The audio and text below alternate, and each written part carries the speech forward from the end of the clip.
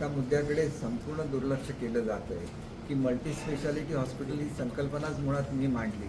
त्याच्यासाठी आवश्यक तो निधी शासनाकडून मंजूर करून घेतला, त्याची टेंडर काढली, त्याची वर्क ऑर्डर झाली.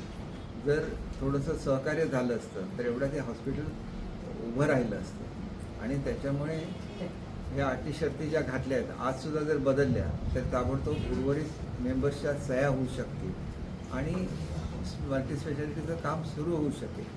तर त्यांनीच जर कबूल केलेलं असेल की आम्ही अनेक जमिनी दिलेल्या आहेत, तिथं तर जमीन देण्याऐवजी जमीन त्यांना मिळते, त्याच्यामुळे त्यांनी अशा कुठल्याही अटी शर्ती न घालता सह्या करण्याची तयारी असली आजसुद्धा तयारी दाखवावी.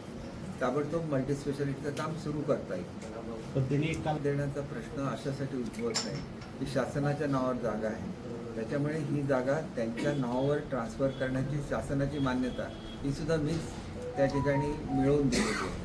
आणि त्याच्यामुळे त्यांनी जर मनाचा मोठेपणा दाखवला आणि अशा तऱ्हेचे कुठल्या अटी शर्ती घातल्याशिवाय प्लेन MOU केला तर समोरची पार्टीसुद्धा त्याच्यावर सह्या करेल आणि मग मल्टी स्पेशालिटी हॉस्पिटल ताबडतोब म्हणजे दुसऱ्या जागा ॲक्वायर करायच्या तर त्याला जे वर्षानुवर्ष लागतात त्याच्याऐवजी ताबडतोब होऊ शकेल. त्यांनी मनाचा मोठेपणा दाखवावा, कुठल्याही अटी शर्ती न घालता MOUवर सह्या कराव्या, मल्टी स्पेशालिटीचं काम ताबडतोब सुरू होऊ शकेल. आणि सावंतवाडीच्या जनतेला मल्टी स्पेशालिटीची आवश्यकता आहे म्हणूनच मी हा प्रकल्प मंजूर करून घेतलेला आहे.